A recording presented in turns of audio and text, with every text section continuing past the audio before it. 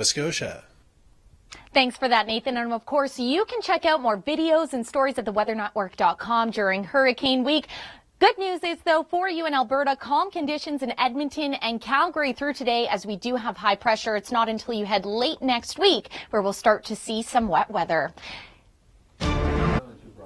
Thanks, Kim, for that trip around the world, and thank you for joining me. I'm Krissy Vann in for Cheryl Plouffe. Some good news for you in the GTA. We've had temperatures now around that seasonal mark, and to get out and enjoy them, we'll join Kevin Yard at the beach.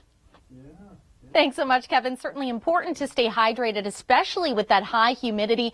And of course, we know with humidity comes unsettled conditions. You can see through your Tuesday, we do have the risk of severe weather developing in through parts of southwestern Ontario. For the GTA itself, it looks like you'll have the risk of non-severe storms. And then as we look at the afternoon, this is the same system. This is the cold front here. So it's affecting around the shores of Lake Superior. It's certainly important if you are traveling in those areas today. Take your Weather Network app for the latest watches and warnings. That was another Top 5. Thanks so much for joining me. I'm Krissy Vann in for Cheryl Plouffe. With the good news, we have returned to those summer-like conditions, and it's about time because, can you believe it, back to school next week. But before we get into that mode, we're going to join Mike Arsenault, who had the chance to enjoy those summer-like conditions. Thanks so much, Mike. And yes, you are correct. As you can see through parts of southwestern Ontario and pushing up to the east, we do have the risk of severe weather developing, main threats being hail and wind. And for the GTA itself, you could see an isolated non-severe thunderstorm. And that's all because of the same cold front that today is affecting around the shores of Lake Superior. Coming up, we'll have science behind the weather. That was science behind the weather. And of course, we always love sharing new information with you. And it's actually Hurricane Week here at the Weather Network. To start things off, we'll hand it over to Nathan Coleman as he explores how hurricanes impact wildlife. Thanks for that, Nathan. More videos for Hurricane Week at theweathernetwork.com. Looking at your Tuesday, we do have the risk of severe weather through parts of southwestern Ontario and pushing east GTA. You could see an isolated non-severe thunderstorm. Well, that was your Top 5. Thanks so much for joining me. I'm Krissy Vann in for Cheryl Plouffe, and we've returned to summer-like temperatures, and it might have you saying, life's a beach. It certainly is for our Kevin Yard.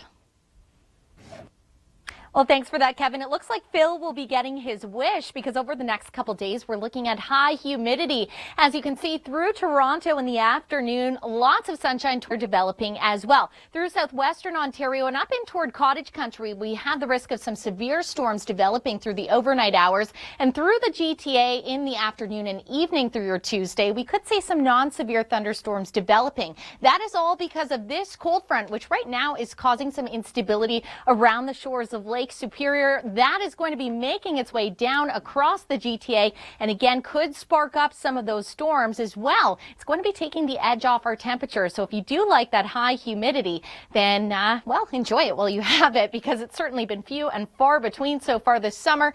As you can see, we have the system moving in and then a look ahead, you can see some high pressure passing through. But as we head into the long weekend, you do have temps in the mid-20s and a mix of sun and cloud. Thanks so much, Kim, for that trip around the world. And thank you so much for joining me. I'm Krissy Vann in for Cheryl Plouffe.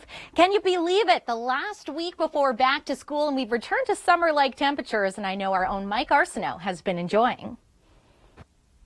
Thanks so much, Mike, and I appreciate how well you walked along those rocks there. If that was me, I'm sure it would have ended up on the blooper reel. As for those storms, you can see the risk of severe weather extending through southwestern Ontario into Cottage Country in the overnight, and the GTA could see some isolated non-severes through tomorrow afternoon.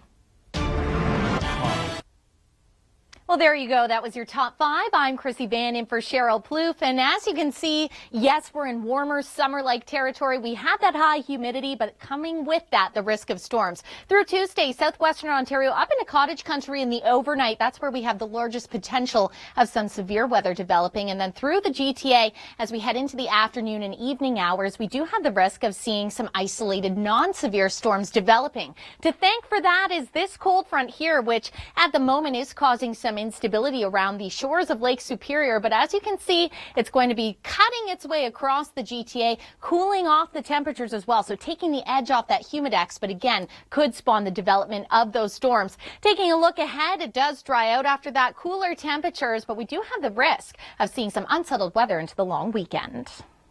Week at theweathernetwork.com. Looking at your Tuesday, we do have the risk of severe weather through parts of southwestern Ontario and pushing east GTA. You could see an isolated non-severe thunderstorm. Coming up.